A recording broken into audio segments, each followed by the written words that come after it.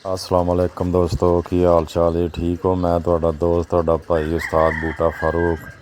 ए जनाब छत मेरे बेटे मिर्ज़ा सुनैन बेग, मिर्ज़ा मदर अली बेग, शागिर्द उस्ताद चौधरी माजिद रज़ाक साहब।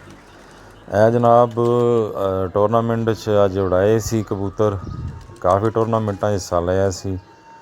पहली उड़ान है जनाब, 5 रोज़ा 7 रोज़ा और भी काफ़ी टूरनामेंटा हिस्सा लिया है। ਸਾਡੇ ਘਰ ਦਾ ਪੱਠਾ ਜੀ ਰਾਜਾ ਮੁਹੰਮਦ ਅਕਰਮ ਮੀਆਂ ਵਾਲੀ ਦੇ ਘਰ ਦਾ 1 ਨੰਬਰ ਨਾਰੇ ਤੇ ਉਸਤਾਦ ਚੌਧਰੀ ਮਾजिद रज़ाक ਸਾਹਿਬ ਵਾਲੀ ਲਾਲ ਤੂਫਾਨ ਦੀ ਪੱਠੀ ਇਹਦੀ ਮਾਂ ਹੈ।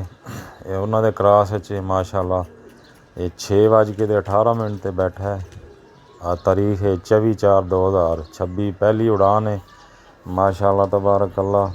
ਬਹੁਤ ਅੱਛਾ ਉੱਡ ਕੇ ਆਇਆ, ਬਿਲਕੁਲ ਸਾਦੇ ਛੋੜੇ ਸੀ ਕਬੂਤਰ। ਇਹ ਲੈਂਡਿੰਗ ਕਰ ਰਿਹਾ ਰਾਜਾ ਮੁਹੰਮਦ ਅਕਰਮ ਮੀਆਂ ਵਾਲੀ ਦੇ ਘਰ ਦਾ 1 ਨੰਬਰ ਨਰ ਅਤੇ ਮਾਦੀ ਉਸਤਾਦ ਚੌਧਰੀ ਮਾजिद रज़ाक ਸਾਹਿਬ ਵਾਲੇ ਜੋੜੇ ਦੀ ਲਾਲ ਤੂਫਾਨ ਇਹ ਲੈਂਡ ਕਰ ਗਿਆ ਜੀ ਮਾਸ਼ਾਅੱਲਾ। ਇਹਦੀ ਮਾਂ ਜੀ ਇਹ ਵੀ ਤੁਹਾਨੂੰ ਦਿਖਾ ਰਿਹਾ। ਅਗਲੇ ਦਿਨ ਟੂਰਨਾਮੈਂਟ ਰਾਤ ਰੁਕ ਕੇ ਆਈ ਹੈ ਮਾਸ਼ਾਅੱਲਾ। ਦੂਸਰੇ ਦਿਨ ਰਾਤ ਰੁਕ ਗਈ ਸੀ, ਦੂਸਰੇ ਦਿਨ 1:30 ਵਜੇ ਬੈਠੀ ਹੈ। ਇਹਦੀ ਮਾਂ ਹੈ। ਮਜ਼ੇ ਦੀ ਗੱਲ ਕਿ ਮਾਂ ਪੁੱਤਰ ਦੋਵੇਂ ਟੂਰਨਾਮੈਂਟਾਂ 'ਚ ਉੱਡੇ ਨੇ। ਮਾਂ ਵੀ ਉੱਡੀ ਹੈ ਡਬਲ ਮੋਰ ਅਤੇ ਨਾਲ ਇਹਦਾ ਪੁੱਤਰ ਵੀ।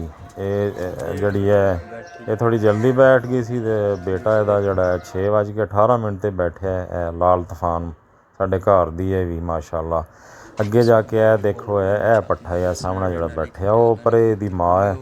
ਇਹ ਸਾਰੇ ਇਹ ਵੀ ਸਾਡੇ ਘਰ ਦੇ ਵਿੱਚ 2 ਰਾਜਾ ਮੁਹੰਮਦ ਅਕਰਮ ਦੇ ਘਰ ਦੇ ਮਾਸ਼ਾਅੱਲਾ।